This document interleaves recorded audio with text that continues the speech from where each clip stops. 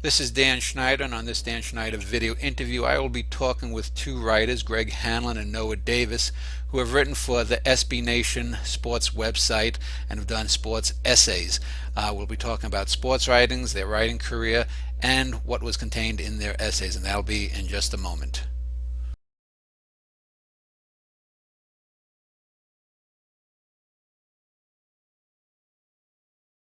Nation sports site, and for people who don't know, that's a website that's more fan based than things like ESPN and Sports Illustrated, more traditional websites. That and Bleacher Report are probably the two biggest ones.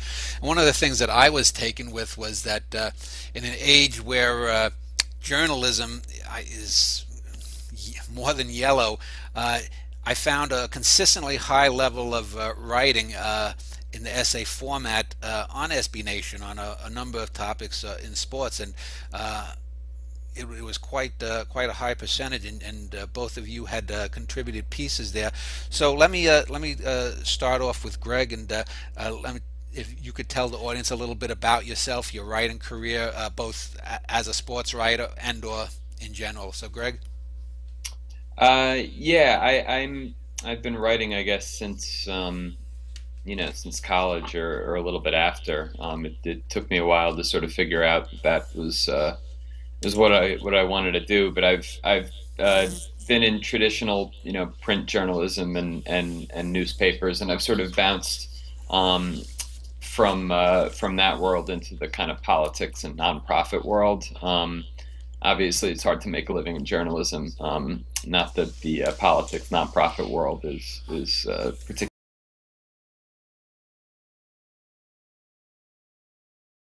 Yeah, I mean, I've tried to, I've always kind of kept a toe in journalism and in writing. And maybe about 6 months ago, I quit my day job, which was at a community nonprofit in Brooklyn, actually, and sort of went into freelance writing full time. So I do some sports stuff. I try to do some politics stuff, and kind of mostly, deep dive, long form stuff. Yeah. I guess is the popular word, long form. Um, but I try to, sort of combine deep reporting with sort of character analysis and storytelling, and that's the type of writing that I like to do. Yeah, I know the two pieces of yours that caught my eye were basically two falls from graces of athletes who were well known in the New York area back in the 1990s. Dave Meggett, a running back for the New York Giants, and Mel Hall, an outfielder for the New York Yankees. And we'll get a bit more in depth on both how you approach writing that and their actual subject matter. So, do you now write for the things like Politico, online stuff, or do you more mainstream journals or whatever comes along? Yeah, well, I've been doing some stuff recently for Sports Illustrated. Most freelance writers will tell you this, but kind of whoever will give you a contract is the person that you're writing for, is the entity that you're writing for.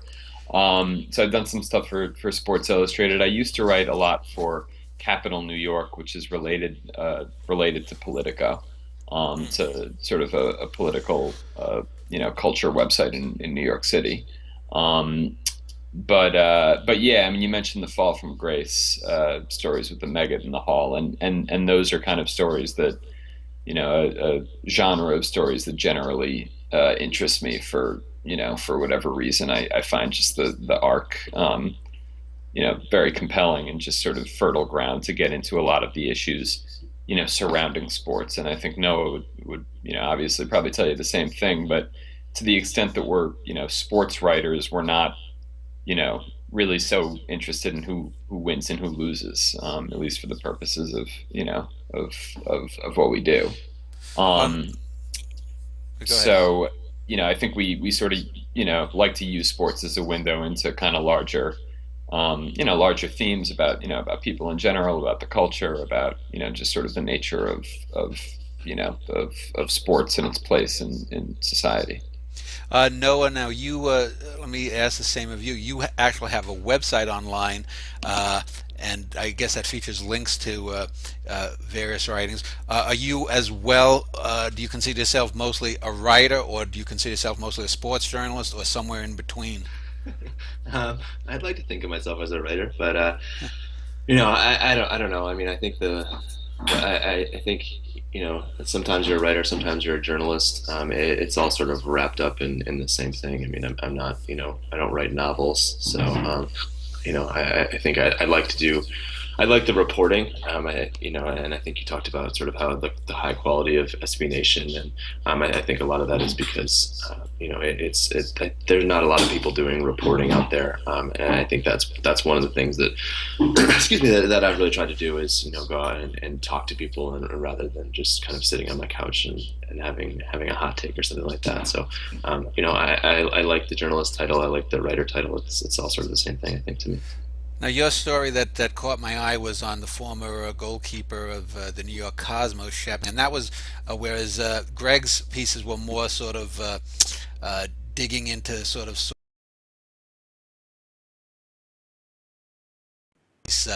it wasn't as gloomy as the Meggett and Hall pieces. Um, do you find yourself drawn to any certain kind of topics, or like with Greg, is it basically whatever comes along? And do you also write mostly? I mean, do you also write outside of the sports genre for politics or local interest angles, or if there's a whale hunt being nearby that people are protesting, do you write about that as well? Yeah, I mean, I write about a lot of different things. I think what I'm drawn to generally is sort of topics that a lot of other people aren't writing about. I mean, that's one of the reasons why I do a lot of soccer writing. I got into soccer, partially because I'm interested in soccer, but also because there aren't a huge number of people writing about soccer in the U.S. and there certainly weren't 8 or 10 years ago when I started. I read a lot about sports, but very infrequently about sort of the NFL, the NBA, Major League Baseball. I do sort of underground sports or sports that there aren't a lot of people. I did a piece about cyclocross, which is this crazy kind of tough mudder for biking, and I like doing that because the athletes are a lot more interesting to talk to. They're less media trained. It's easier to get them to say interesting things. They're sports related. To do some politics. I write for Vice. I do some sort of culture stories. For lack of a better term, kind of dude writing. Things that guys are interested in, sort of gadgets and girls and sports and stuff like that. Now, for younger people who might be watching this and want to get into either journalism in general or sports writing particularly, how do these kind of stories come about? Do you, for example, Noah, or are you a old time Shep Messing fan? You say, I'd love to do a story about Shep Messing, and then try to contact Messing, do the story, and then try to sell the story, or do you go to an SB Nation or Daily News or whatever the local paper is? What are the mechanics behind that? Yeah, I mean, it happens in a lot of different ways. The Shep Messing story, that was actually Glenn Stout, who's the editor of the SB Nation long form. He was interested in Shep, and so he sort of suggested that.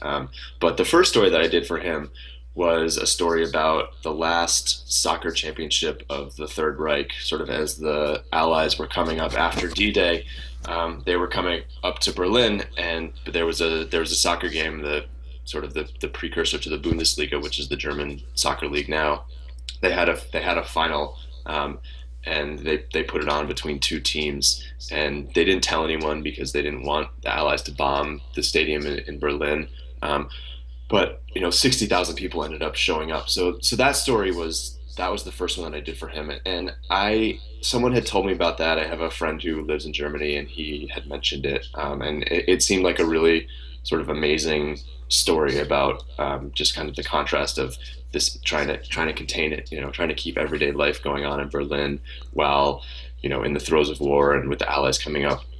So he just sort of mentioned it offhand to me, and I looked into it a little bit, and I did enough research to know that that game existed and that there was a story there and that there would be enough information for me to report it. And at that point, I pitched it to a number of different places, and nobody really wanted it because everyone was sort of like, this is a great story, but there's no kind of time hook for this. It's just sort of, this is just kind of a thing that happened. And then when SB Nation started the long form section, I thought, oh, that might be really good for them. And so I emailed a pitch to Glenn, and 5 minutes later he called me back and said, this is perfect, let's do it. So that's how it happened. How about you, Greg? How did like the two stories on Hall and Megget come about, and are they typical of how your business model works, or were they atypical? Yeah, I mean, I guess my business model, and Noah and the rest of us would probably say the same thing, is basically just like hustle your rear end off and kind of, Yep. any sort of fragment of thought, kind of, pursue that until, until that you can't do something with it, and until then assume that you can do something with it. And that's kind of all, the only, I mean, I wish it was sort of a more kind of measured approach, but you just kind of have to get on your horse and get after things, in this business. So with the Megan thing, I guess what kind of I found compelling about it is that I grew up a huge Giants fan, and I kind of knew vaguely that Meggett got himself in trouble and that he did something bad, involving women. It didn't. I didn't know whether it was like sort of a domestic violence thing or, a paternity suit thing. I knew that he screwed up, and I knew that it involved women. And then when I read about, just a couple Google searches, I read that he was like a serial like rapist. It was disturbing to me that I didn't think of him as this terrible guy, that I thought of him as someone that like screwed up, like as if he had like, you know, made a mistake on like a math test. You know how the athletes always say, I made Yeah. mistakes, as if like they, did their long division wrong. Yeah, my penis just accidentally entered her. Right. So it was disturbing to me that I didn't sort of think of him as this like terrible guy who is, you know, profoundly altered people's lives. And I guess that was kind of my goal with the story, was to underscore the human,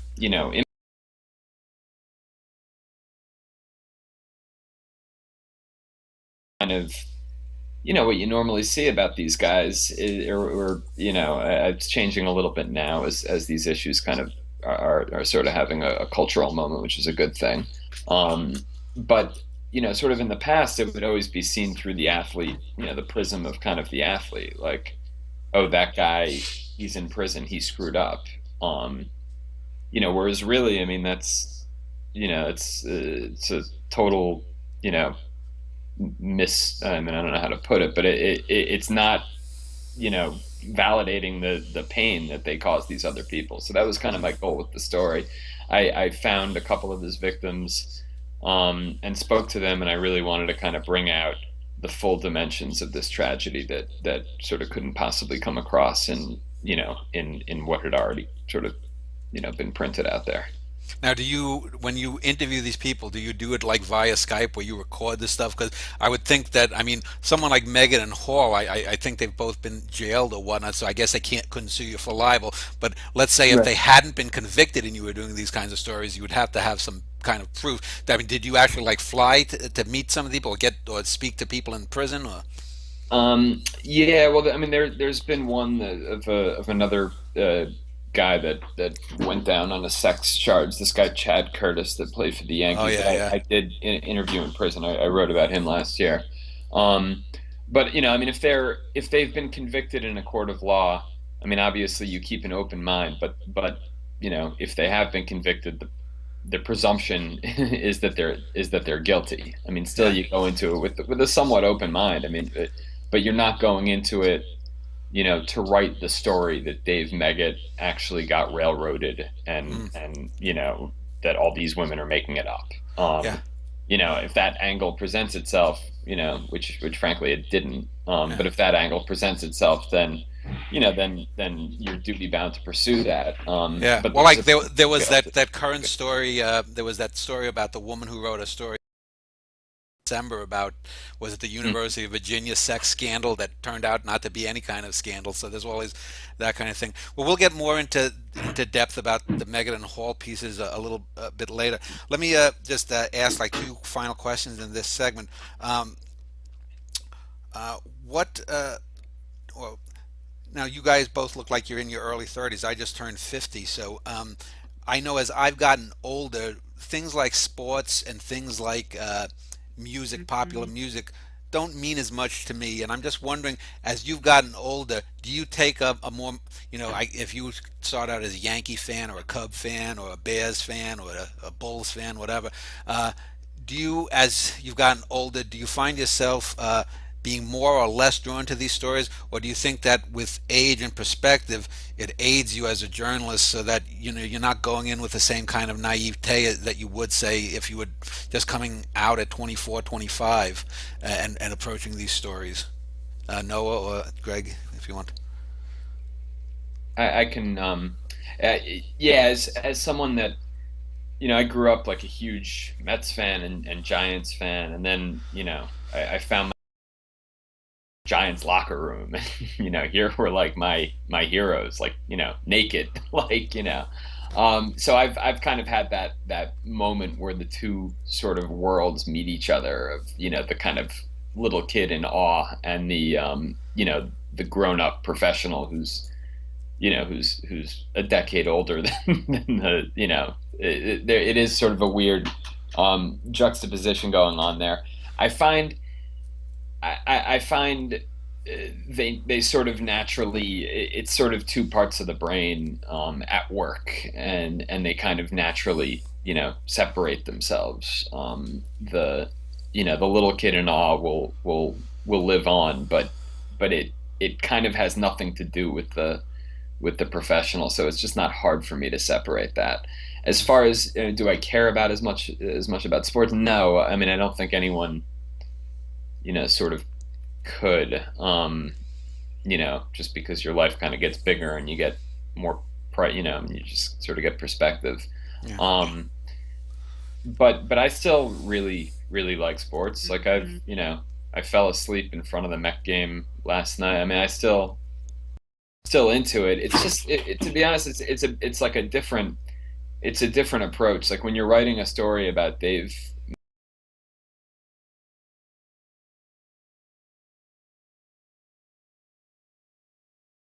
sporting event on TV. I mean, it's just a totally different, no pun intended. It's a totally different ball game. Yeah.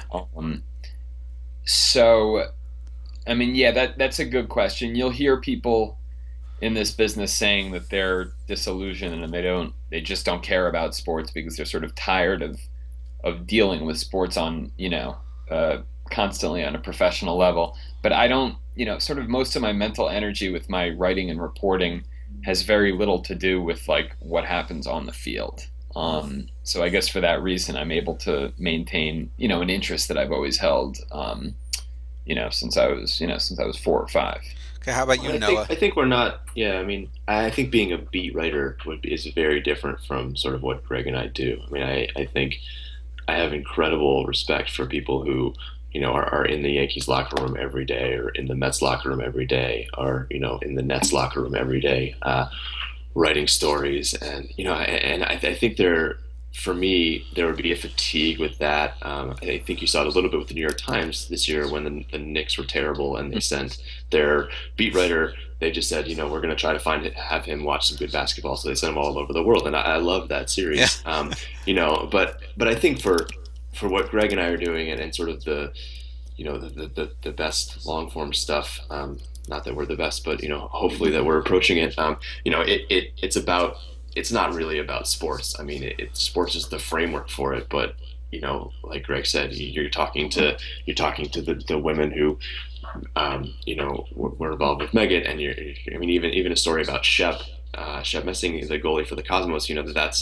That's about sports, but it's really just a profile of Shep. I mean, it's not that different from he's famous because he was an athlete, but it's a story about him. And even the story about the soccer game in Germany. I mean, that's about the soccer game, but that story is really about everything else that's around it. So it's not so much about sports, I don't think.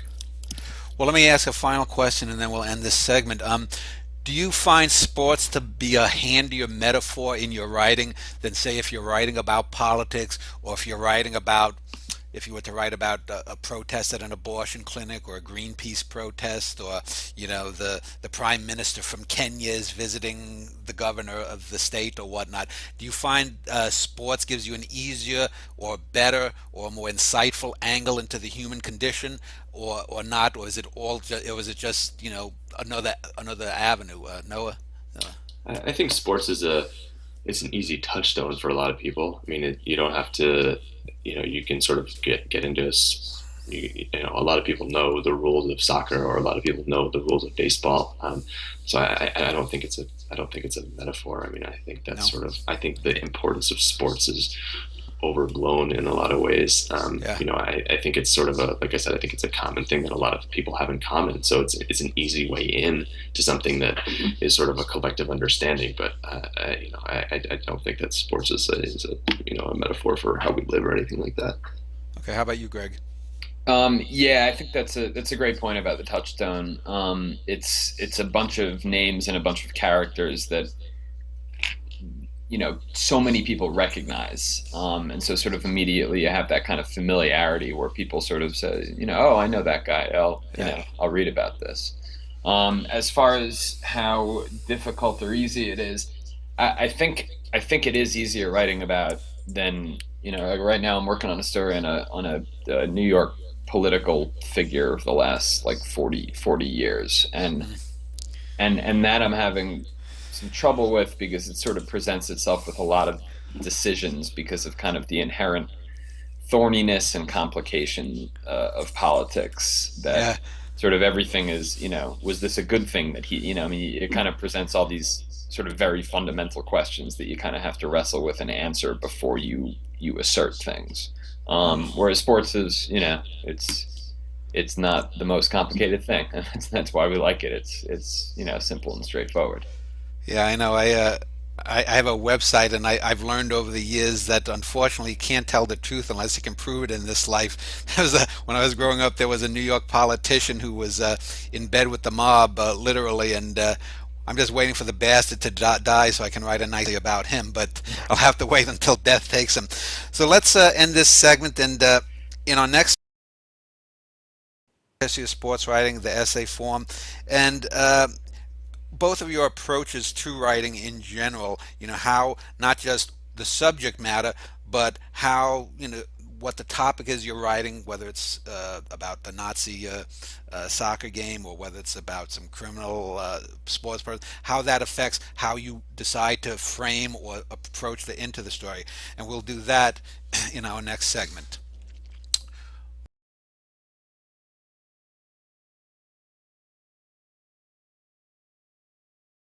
Right, back with Noah and Greg, and in this segment,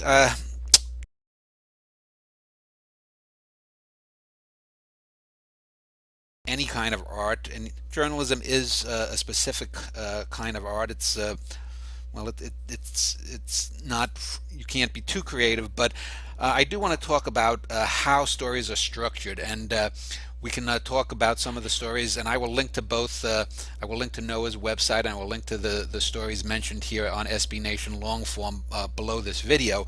But I want to talk a little bit about the history of sports writing and also how stories are approached. But why don't we talk about the writing itself?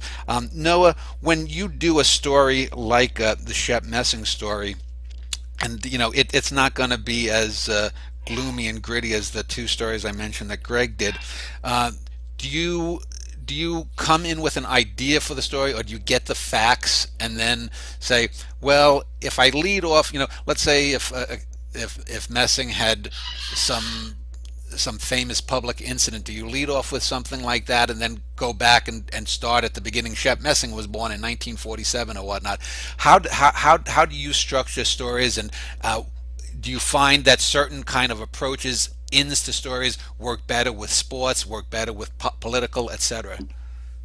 I mean, I usually do all the reporting first, and then I go for a run. And when I'm on the run, I think about the story, and it just kind of all works out from there. I mean, the Shep Messing story, it's a profile, and I spent a lot of time with him just kind of hanging out. So at some point, you hope that one of those scenes is sort of worthy of leading off the story, and then you can kind of work back from there. I mean, I'm doing another profile of a American soccer player right now, and that's pretty similar. I went and hung out with him at his, in his apartment building on Wednesday, and I'm going to go watch him play a game on Thursday, next Thursday, and so I think you just kind of keep an open mind, and what you have to get in there. You have to get those biographical details. You have to get sort of why this guy's important, but you also have to keep the pace going and keep it up and keep the flow, I don't think that you have an idea of exactly how it's going to go when you first start out, and even if you do, that frequently changes. What of all the stories that you've done, Noah, has there been a story that stumped you in structuring, whether it was because you didn't have all the facts at the moment, that if you had a deadline, or just you had this agglomeration of facts and whatnot, and you're like, where the hell do I begin? And how long did it take you to sort it through and get the key, the end to the story? I think one of the other stories I did for SB Nation was a story about the soccer game in 1980. It was the first time the U.S. had beat Mexico. First draft of that, was not great. I just didn't have enough information, because most of the players who played in that are not living anymore. And a couple of the ones that I did, is a soccer game that was relatively little consequence 35 years ago, and so even the guys who are still living, they didn't really remember the game, and so I had to go back to them a couple times and just sort of keep asking questions and keep going. And so I don't think I've been stumped in terms of the format of a story. I think there have definitely been some times where you sit down to write and you realize that you don't have enough information, and you have to go back and get it again. How about you, Greg? Getting back to my original question, how does the facts of a story, how does the central thesis of a story affect how you will approach it, whether it's sports or otherwise? Yeah, I think while you're doing your reporting, I mean, there are certain, as Noah said, scenes, or just sort of themes that really jump out at you, that that you want to emphasize. And then, kind of from that point, I mean, it's pretty sort of sloppy and panicked and like messy. But you kind of want to just sort of begin to craft it kind of based around some of those things, and based around, as Noah said, the information that you want, that you feel you need to get in. But a lot of it is sort of trial and error. I mean, most of I spend kind of most of my time, like, period, like in life, with, like, various false starts on writing and various, but you kind of never know how the pieces are going to snap together. And I would just sort of say that, putting foot in front of the other is kind of the only tried and true, like, method that works. I mean, I kind of, wish there was some sort of magic formula, but kind of constantly exerting the effort and putting one foot in front of the other, and then just sort of seeing, like, what works, and kind of at the end of the day, if something just, like, works, like, that's, at least a place to start. And then a lot of your kind of anxieties about the kind of the structure and the flow. I mean, if it sort of works basically, then you can kind of, build off of that framework. But until then, yeah, I mean, it's a lot of, throwing, stuff against the wall and seeing what sticks. Yeah. Has there ever been a story that you thought, when you were given an assignment, or it just came to you, said, "Oh, this is going to be an easy one. I know most about this," and then the more you dug, it became sort of a tar baby that you're like, "Jesus Christ, I should have Yeah. gotten this done a month and a half ago, and I'm still." Yeah, Well, yeah. A lot of that. I mean, sometimes that, like the one that I'm working on now, for instance, it's about a politician, and in a way, I kind of know too much, and I've been sort of thinking about this guy for too many years of my life. uh, even before I started reporting this. So it's hard to kind of get that distance and that perspective to say, these, three, four, five things are this important, and to kind of get the hierarchy of things that are important, because you're a little, I mean, currently I'm like a little too immersed in the material and everything, you lose kind of that perspective. So yeah, it's a struggle. I mean, I think one thing that most good writers like is good editors of their own stuff, and you just kind of know when you read it, if it, you just kind of have that level of honesty with yourself, that when you read it, is this good enough, or is this missing something? Does this not get there? Is this too much in one area and too little in another area? And you kind of, can work backwards from that. But of course, there's no working backwards from that unless you kind of have it down to begin with. So I guess in terms of, advice for young writers, which is also advice for myself, just put one foot in front of the other and just get like something, try your best, even if what you're producing, even while you're producing it, is not meeting your expectations. Just start which is sort of one of the difficult things about writing. I mean, you sort of, you do all this reporting, great story, and then inherently what you put on paper is going to be like worse than your, ideal vision for what it was going to be, and that's kind of a punch to the stomach, to kind of deal with initially. But you just gotta kind of get over it and work from it, work with it from there.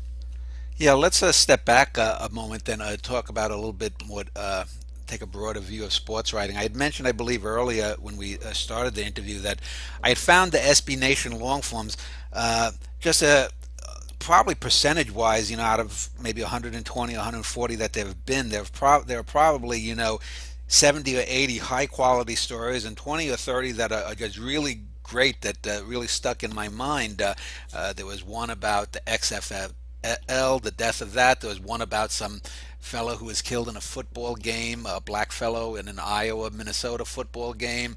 There were a few others, yours and a fellow who was going to be on the show but couldn't. His stuck in my mind. What do you think it is about SB Nation versus a lot of some of these other outlets, even some of the ESPNs and the Sports Illustrateds and the Fox Sports? Do they encourage you to do in depth? Whereas if you were writing for Fox Sports, I've never seen anything on Fox Sports that's as in depth as some of the stories on SB Nation. What is it about SB Nation or the editorial policies that has fostered this atmosphere? Either of you. I can speak to that. Glenn Stout's the editor at SB Nation, and he's the guy that is the series editor of the Best American Sports Writing book, which is that book that you'll see in Barnes and Noble every holiday season, along with Best American Crime Writing and Best American Short Stories and all that. And he really kind of brings that sensibility, and he demands that excellence, and he expects that excellence, and that's just sort of part of the operation. Like he's not messing around. And I think kind of part of that expectation, as opposed to other outlets, is that it's not sort of it's kind of aspires to this to this real high place, as opposed to just sort of something that works commercially. And that's something that I'm sure Noah and most of the other SB Nation long form people would agree with, that it's a real sort of purist view of the whole enterprise. Yeah, I mean, I'm sorry. And kind of Glenn in particular, he's a kind of poetry guy by trade, or he started as that, and he kind of brings over this real sort of like sensory audible perspective, that he really kind of wants the story to be immersive, not just in terms of the information, but just in terms of the sound of it and in terms of the flow. And he's incredibly hands-on as an editor, and I'm sure a lot of us would say that they've learned a lot just from kind of talking through things with him. So I the guy in charge of the program, and I give him a lot of credit for just sort of how consistently excellent the stories are. Noah? Yeah, Greg said it. I mean, Glenn is a wonderful editor. I also think it's sort of a matter of scale too. I mean, they're doing sort of one story a week, and then they're very, very good stories. But there's a lot of stuff. You mentioned Fox. I mean, I think Fox has had some good long form stuff. Grantland. I think there's a lot of places that are sort of doing this kind of long form thing and doing it pretty well. I don't know if it's sort of at the level of quality as SB Nation, but there's also a lot of stuff on SB Nation in terms of their other sites that is sort of this quick hit stuff. So I think to kind of I don't know if I would hold SB Nation up to like this wonderful standard. I mean, I think that SB Nation long form stuff is wonderful, but I think there's wonderful stuff out in a lot of different places as well. Well, as just I still read sports. The thing with Grantland, just it's to me, it's much too pop culturally, and they I've read some good pieces here and there, but they try to mix television and celebrity culture with sports in ways that sometimes produce these monstrosities. And so I, just as someone who, as a writer and a reader, that's why I appreciate the SB Nation stuff. But let's pull back a little bit and talk about some maybe sports writers that have influenced you, since you're both currently in New York. Are you both native New Yorkers? Did you grow up both? No? I'm not, no. No. Massachusetts. I grew up in the city, and I live in Jersey, so I got, Oh, okay. promoted Well, across the Hudson. okay, because I know when I grew up, I was born in 1965. But Dick Young was a big sports writer for the New York Daily News, and then Mike Lupica came along in the mid to late 70s. And I then later lived in the Midwest, out in the Twin Cities, as a fellow named Sid Hartman, who I never thought too much of as a sports writer, but he was a big name out there. What sports writers influenced you, or if you if they did, if there was a sports writer, or if not a sports writer, any other kind of journalist, were there any people that you looked to and said, I want to go for that kind of career arc? Either of you want to take that?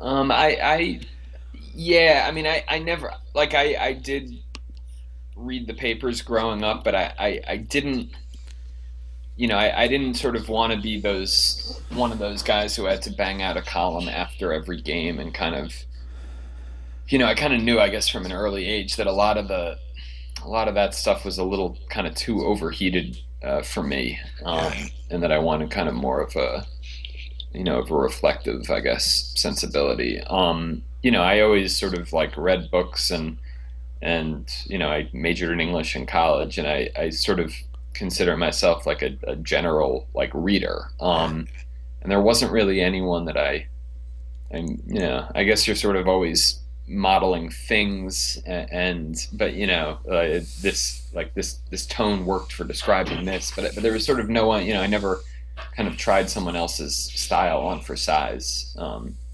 Really, a big kind of a, like, my favorite sports book is by Mark Bowden, who's the guy who did Black Hawk Down, he's that, and he wrote this book on the Eagles of the early '90s called Bringing the Heat, which is just an incredible book, and it's not well known because the team, even though it had high expectations to make or win a Super Bowl, they wound up not doing anything. But that's like a really, really great book. So if I had to, it's kind of it's a journalist fly on the wall account, but just so in depth, and the characters are just like so well developed, and it's kind of both like very funny, but very empathetic, and it sort of shows the absurdity and of the whole enterprise, but also really makes you kind of feel what these players feel, and it's just really great. So if I had to pick one kind of book that's sort of a Bible, I would choose that. But I was not influenced by the newspaper columnists. I never really thought that they're sort of from an early age, I realized that they were under a lot of pressure to produce copy day after day, and that their opinions didn't really for me or reflect my opinions about the games. How about you, Noah? Um, yeah, I mean, I think it's similar. I didn't kind of grow up thinking I was going to be a sports writer. I sort of still don't think I'm a sports writer when people ask me. But I think you know Bill Simmons was pretty influential in sort of that everyman sports writer kind of way. I agree with you in sort of the pop culture stuff and the references and all of that. It's a little overwhelming, but I think in terms of kind of thinking about sports from a fan perspective or someone who actually really likes sports, I think he did that really well. And I think, like Greg was saying, I mean, sort of you read the beat reporters and you can tell they're so tired and they're so sick of covering the same, they're being in the same locker room and, sort of the Dan Shaughnessy of the Boston Globe. I mean, I definitely didn't want to be that guy. So I don't know if there were people that I wanted to be, but I think there were people that I didn't want to be. And in sort of that reactionary kind of quick hit stuff is definitely something that I've tried to avoid. Yeah, I know. I read Sports Illustrated as a kid from the early to mid '70s on, and I noticed sort of a kind the seriousness of sports writing in there. And for me, the archetype of the guy who just got bored with it all is Rick Riley. I mean, I think he deserves some of his accolades early in his career, but I think a few years ago when he signed off 2 or 3 years ago on Sports Illustrated, I mean, he'd spent most of the last decade just writing these little fluffy pieces that were more about how great he is and how it wasn't about anything really. And so I think both of you mentioned how a lot of these columnists they have if they're beat reporters they have to bang it out too. But I think that's one of the things that is good about the long form is that it forces both the writer and the reader to be more immersive and not just have 800 words and a little cutesy ending. You're getting into the meat. So that's just my opinion as a sports reader. So why don't we end this segment, and when we get back, since I mentioned meat, let's get and talk about some of the meat of the stories, the three SB Nation pieces, and we can talk about any other pieces that you want to maybe talk from your own oeuvre, and we will do that in just a moment.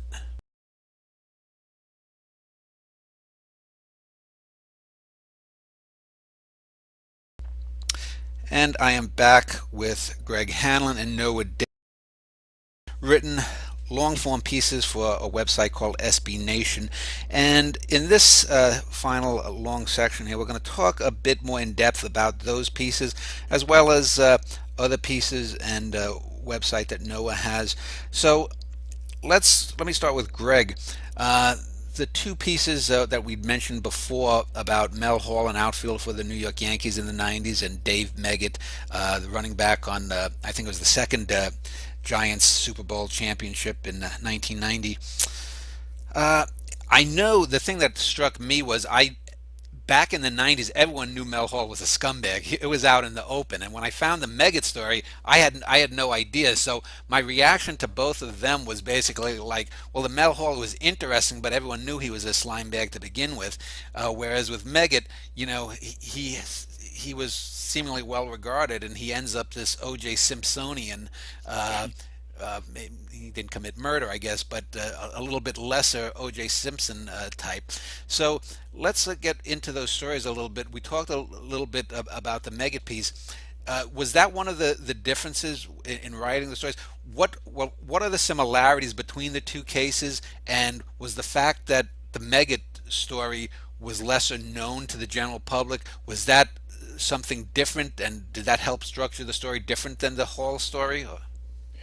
Um, I didn't sort of start with that assumption because Meggett was a little more contemporary for closer to my kind of fan experience. And I had sort of vague, I mean, everyone knew Hall was a bad guy, but just sort of the mind blowing extent of his, of the way he mistreated people, I think I think again when you sort of read about these things in the paper with a quick AP news item, it's not a visceral experience, and so I wanted to make both of these things like visceral experiences. And a lot of it sort of depends on what the source material that you have.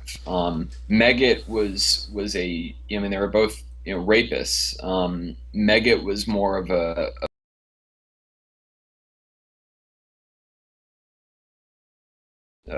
predatory nature, was a lot sort of more grooming and psychological. And so I guess the big was showing, it was kind of in the nature of the attacks. And Well, wasn't Hall also a pedophile or an ephebophile? Wasn't he going for teenage girls? Was he was Megan yeah at least? he was going for teenagers. So to the extent that he was, yeah, I mean, by definition, having relations with an underage girl is rape, is sexual assault. But Hall, wasn't you know pinning women down by their hair Yeah. and forcibly doing that.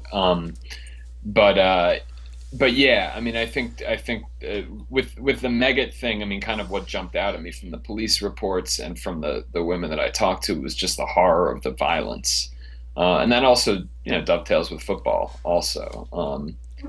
These guys that kind of speak the language of violence. So I wanted to bring that out in the Megget thing. The Hall was a little more psychologically nuanced. It was about coming from nothing and being richer than your wildest dreams, and just kind of the grandiosity, and the narcissism inherent in that, and how that sort of plays out, with this guy's sex drive and just the ideas of limits and entitlement. So those were sort of the more thematic focus of those of that story. Power as well. Power, sort of in both things.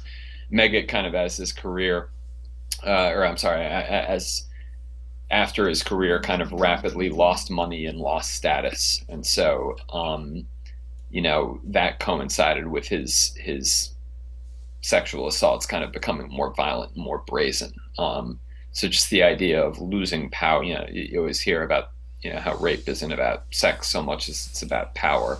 I found that really came across with the Megget thing, that you sort of saw this kind of desperate attempts to validate his power in these violent, awful rapes. So I wanted to bring that across. But I mean, it's just sort of to go back to answer your question. It kind of depends on the source material that you have, and just kind of where does that source material lead you? Like what kind of what's going through your head when you read those police reports? I mean, what are the themes? What are the ideas that are knocking around? And from there, you want to bring those out in the storytelling.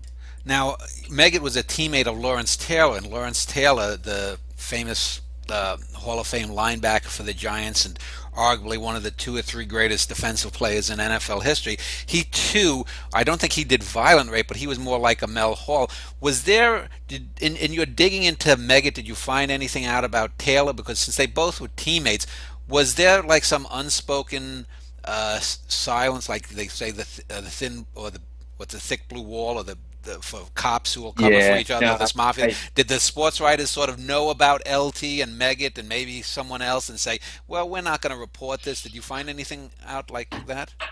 no, nothing at all. I mean, there was some stuff with perhaps preferential treatment from a local judge in Jersey, like right near the Meadowlands, when Megget allegedly assaulted a girlfriend.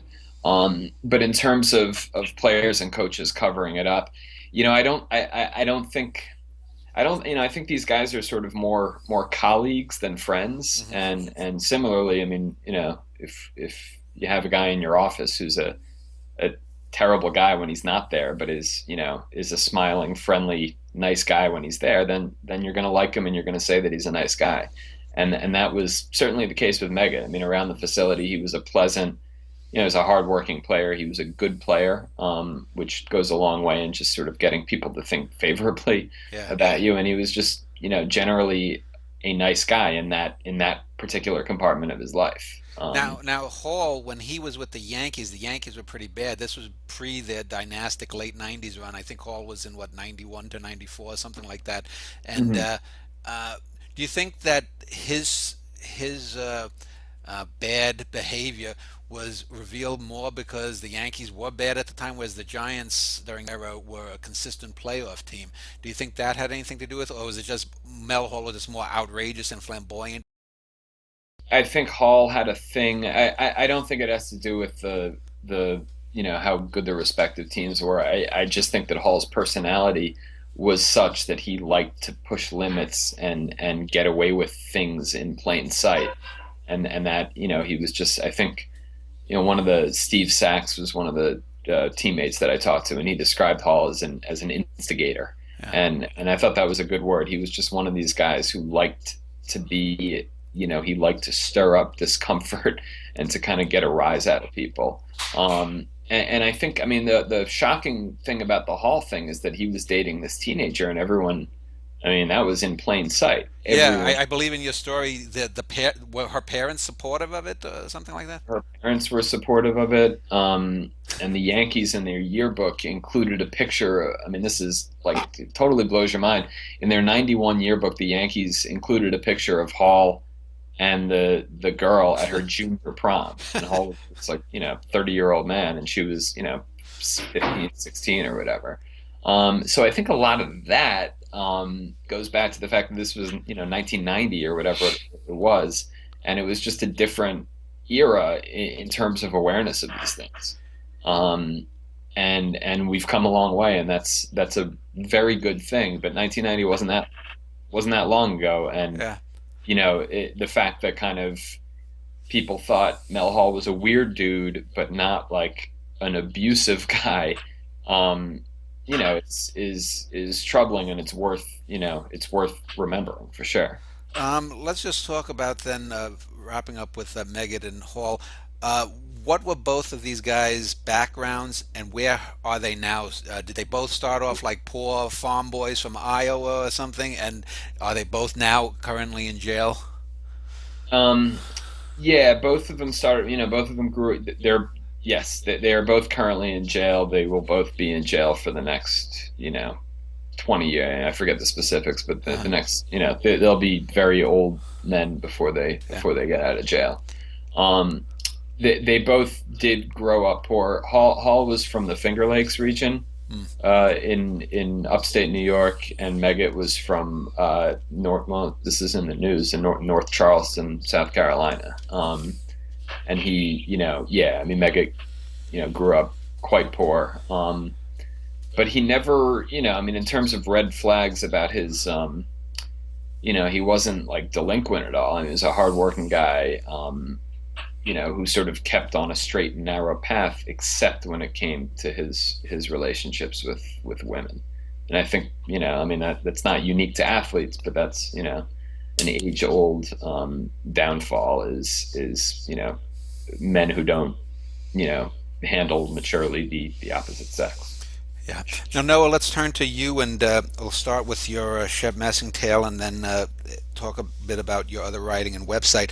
Um, what for people who may want to read it? What was the basic focus? Shep Messing was the goalkeeper of the New York Cosmos in the late '70s, and the North American Soccer League had this 4 or 5 year meteoric rise, and then just the league dropped dead in the early '80s. So, was that the focus of your story, or what? Yeah, so Shep Messing is a guy who was the goalkeeper on that team that had Pele and Beckenbauer and a bunch of sort of, they were the first team of global superstars. Yeah. They're like kind of, at Real Madrid. I mean, they were the biggest soccer team in the world for a Yeah. very brief period. Spending Giorgio tons of money. Canaglia. Yeah, exactly. And and they were a wonderful soccer team, but they were also, they partied off the field. They went to Studio 54. They were sort of the social center of New York in the late '70s in a lot of ways. And Messing was, he was kind of Pele's right hand man. He was, he's a guy who grew up on Long Island, very charismatic, very sort of flamboyant in goal. Not the best goalie in the world, but he did it with style, and he had a flair. And he was the guy that brought them all to Studio 54. He was sort of their entree into this very cool side of New York. And since then, he, has gone on. He's had a bunch of different business ventures. He's a commentator for the Red Bulls. He does some stuff with the new version of the New York Cosmos. And he is also still Pele's man in the U.S. In terms of their business ventures. They have, I think, and but also a very fascinating guy. He's had some run-ins with the law. Drugs, You know, or what was no, it, something serious? with agents and sort of some money issues, Hmm. fraud and stuff like that. And but is still kind of, I mean, he's an incredibly nice guy. He went to Harvard. How he got in exactly is sort of up for debate. When I was reporting the story, I went up to Harvard and looked through his yearbook, and there's some great photos that are in the piece, of his old yearbook page. And he is just sort of this. He's this figure in American soccer, who anyone knows, anyone of a certain age and anyone who sort of knows about the Cosmos, who are still a huge, one of the biggest soccer teams in the U.S. I think they're probably, if you went to Europe and you asked people about the Cosmos, I think they would know them before they would know a lot of MLS teams, maybe all of the MLS teams. And so it was sort of a, where are they now piece. Yeah. It's a little bit of going back. He talked a lot about his history. He Well, wrote a memoir, and read that memoir, and it was interesting kind of reading them out. The memoir was published in the early '80s. It was written with David Hershey, who's now an editor at HarperCollins, and kind of he does all the soccer books. And so it was interesting to talk to him and sort of see how the narrative is not quite shifted, but Shep is a guy who is he's very smart, and he's very media savvy, and he really understands what's going on, and he picks and chooses his anecdotes that he wants to tell, and so it's interesting to see kind of how those have shifted a little bit in terms of what he wants to get and what he wants. yeah, I know. I remember because back in the late '70s, the Yankees were big with Reggie Jackson, and then I remember uh, when he hit the home run against the Red Sox in the '78 playoff.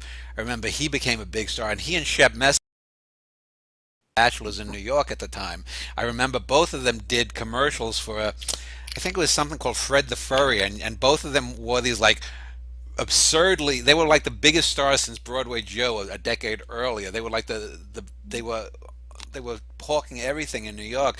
But Messing was really the only American star on that Cosmos team. And Canalia, who was their best player and goal scorer at the time, I remember he was from Italy, and Pele, of course, was Pele. And then they had like Beckenbauer, and I think they had two Johans, Cruyff and Naskins. And I wasn't even a big soccer fan, but does the story touch anything about how the league just sort of, I think it had been around for 7 or 8 years before Pele came. It rocketed, had 4 or 5 year run, and I think the Cosmos won two or three. I think they called them the Soccer Bowls, and then they overexpanded. It was sort of like the USFL or the World Football League and whatnot, and their whole financial infrastructure. Did these guys like Messing? Did they all of a sudden go from going to Studio 54, wearing fur coats and having supermodels on their arm, to just being Joe Nothings? And if so, how did Messing handle that? Some of them did, yeah. I mean, Pele is always going to be Pele, and Canalia is always going to be Canalia. Um, Messing still carries himself like he's a star, and he played some indoor soccer. I think the late '80s, that was sort of when the trouble with the money started. So I think that's what happened. I think he has recovered in a nice way. Having Being best friends with Pele is comes with financial benefits as well. I mean, there's a lot of money in the Pele brand, and so he's built that up. I don't know. It wasn't sort of as lucrative as it was, and they weren't making a huge amount of money. He wasn't making a huge amount of money even when he was playing with the Cosmos. The league folded because they paid Pele too much, and it became this arms race for they were paying stars far too much, and they were paying guys who weren't stars more. But messing. He didn't make a whole lot of money during that time. So he's a hustler though, and I think he would tell you that proudly. And he's always been a hustler, and that's just what he does. He has his hands on a lot of different things, and he hopes that some of them pay off. So that's just that's how he operates. Yeah. Let me just end by asking. I know when I was a kid growing up, and when the North American Soccer League had that rise, people said, "Soccer's here. It's on this. It's going to be as big as the Big Four." Well, really, it's football, baseball, basketball, NHL in descending order of popularity, and for a brief moment, I guess the NASL maybe eclipsed the pre-Magic, pre-Bird NBA even, and maybe became the third most popular for 2 or 3 years. Do you think that, because I think the MLS, I remember there was the New York Arrows of the Indoor Soccer League. They won like 5 straight titles back when I was a kid. They played in the same, I think, Nassau Coliseum as the New York Islanders, who won 4 straight Stanley Cups. There was the home of champions then. But do you think that soccer and MLS is going to just always be a niche sport in America? Because as an American myself, I find soccer very boring, and I've just never been able to get into it. I mean, I've seen World Cup, and I remember growing up in New York listening to Spanish soccer, and the the the the South American guys would be, or the British guys would be 0-0. It's the most exciting game ever, and they'd be so someone would do a scissor kick or something, and they'd act like Babe Ruth hit a grand slam to win the World Series in Game 7. What do you think is the future of soccer in America? Do you think it will be a niche sport or grow or what? I mean, I think it depends on what your definition is. I mean, MLS has better average attendance than the NBA. So, on that level, is it a niche sport? I don't know. I mean, I think in the U.S. you have the NFL, which is the dominant sport by far, and then you have a second tier, and that's the NBA, Major League Baseball, hockey to some extent, MLS somewhat. I mean, I don't know. The idea that soccer is going to take over is ridiculous, but it doesn't have to. I mean, there's 320 million people in this country. I mean, I think a lot of those people will watch soccer. I think MLS is here to stay, which is something that you maybe wouldn't have said definitely 10 years ago. I Yeah. think soccer is going to I think it's going to keep growing in popularity. In 50 years, I don't know. I think that, like I said, I think that I think the NFL is this dominant sporting entity, and then you have everything else. And I think that MLS and soccer in general is getting closer to being in that everything else with the NBA and with baseball and with hockey. Yeah. So I don't know where it ends up, but I do think that it's going to keep getting bigger. I don't think that it's going to be the dominant sport. But I don't think that matters. I mean, I think that's sort of the wrong question. I think it was another SB Nation long form that I read recently in looking through the archive. And I'm pretty sure it was SB. Was on High which was another sport back in the 70s that had an amazing run for about 10 years, from the late 60s to the 70s in Florida and Connecticut. I remember commercials for Milford High, and then that sport has just dropped off. But let's talk a bit, Noah, before we get back to Greg. Let's just talk about your website here, because I've got it up online. It's noahedavis.com, noahedavis.com, and you've got it looks like here you got a blog, and you've got stories sorted by topic and whatnot. If you could just talk a little bit about the website and some of the stories that you have on there.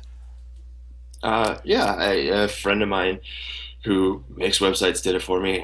Chet Clem, who does wonderful work. If you want to hire him, but it's just a repository for the stories, and sort of, if you're pitching a story to an editor or something like that, it's nice to have them, have a website that they can go to. I mean, I think I've a couple of things up there. I did a piece for the New Yorker about the New York Cosmos and the new New York Cosmos and the NASL. They're trying to, become a major force in soccer in the U.S. I'm not exactly sure what else is up there. I did a piece about there's this squash player named Amanda Sobey, she's going to graduate from Harvard in a couple months. She's the 10th best squash player in the world. I did a piece about her for the New York Times. I did another piece about her and her sister, who's younger, 18. She's 50th in the world in squash for the Boston Globe magazine. Yeah, it's just I think a lot of writers have sort of their own sites that you can kind of highlight your best work. Yeah, I'm seeing some stuff here about an art gallery owner, some things about someone with AIDS and whatnot. It looks like you've written for a place called Pacific Standard, Esquire magazine, the All Media Bistro, Open Skies. So uh, let me go back to Greg and just talk about any other piece that you want to talk about. Uh, what outside of sports? Let's just take a little step outside of sports then, Greg. What piece would you say is your best or most interesting piece that anyone who's looking you up, if they, let's say, if an editor wanted to look at your best stuff and hire you, what are you the most proud of, say? A number of years ago, I wrote a piece about a public school in Williamsburg, Brooklyn, an elementary school, sort of right at the or I guess what was then, it was 5 years ago now, in Williamsburg and Brooklyn, everything, the waves of gentrification move eastward with rapidly, so that what was the epicenter 5 years ago is now no longer. But I wrote a story about a school and the conflict between the kind of newcomer parents and the pre-existing community, and the mostly basically broke down as the mostly Latino parents and the mostly white parents, and the white parents kind of came into the school with all these sort of very grand plans and noble ideas, and they were very excited and very sort of anxious about bringing the school, which had sort of poor test scores, kind of up to standards that they were sort of more comfortable with, but they didn't do it in a very sensitive way, and sort of because of that, there were all sorts of these kind of territorial disputes that really undermined, what should have been good for both parties, a spirit of collaboration and making the school the best possible place it could be. So I sort of use that as a kind of window into some of the racial tensions surrounding the gentrification of Williamsburg, which is sort of a story that you'll see repeated, in different parts of New York and in different parts of the country now that, millennials and Gen Xers are sort of moving into cities and having kids. So I was very proud of that one. It's called The Struggle for PS 84. Okay. And it's about misunderstanding and control and good intentions on both sides gone awry. And Noah, if there was one story that you'd want people to read outside of the ones that we've spoken of, whether it's in sports or out of sports, what would that be? Oh man. I honestly, this is not a good answer, but I would say the story about the soccer team, the soccer game in Germany. That's I think my favorite story that I've written so far. I really liked how it came out, and it was something that I had never heard of, and I thought it was really cool. And I also think the design of it is really nice too, how it all comes together and how sort of the archival stuff that I found works. Okay. Well, let's end this segment, and when we get back, we'll close the interview with closing remarks from Noah and Greg, and we'll do that in just a moment.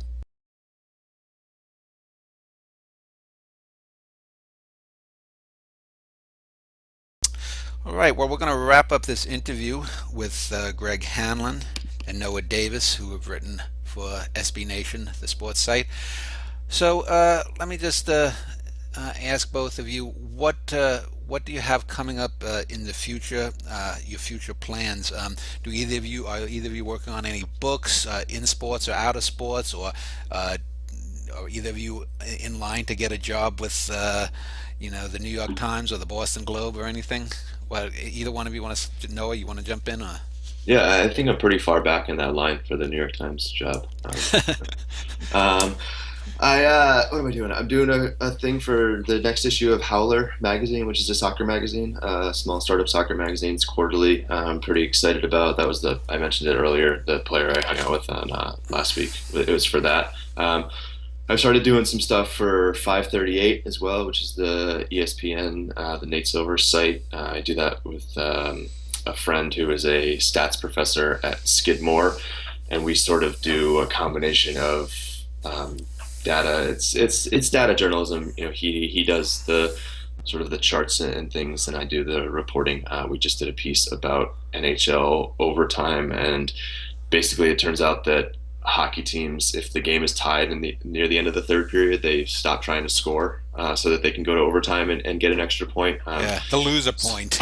Exactly, the loser point. And it sort of it's interesting how it does it. It depends on if they're in if the team is in your conference and stuff like that. So I talked to a couple players and some coaches about essentially how they stop trying to say it's not so much that they stop trying to score, but they really want to they don't want to lose. So the way to not lose is to not try very hard on offense, so you can play defense. And so I've been doing a bunch of stuff for 538 as well that I'm excited about. How about you, Greg? What do you have coming up? That's totally fascinating and makes like completely perfect sense about that loser point. You know, getting conservative strategy. That's great. I look forward to reading that. I have a long story on this.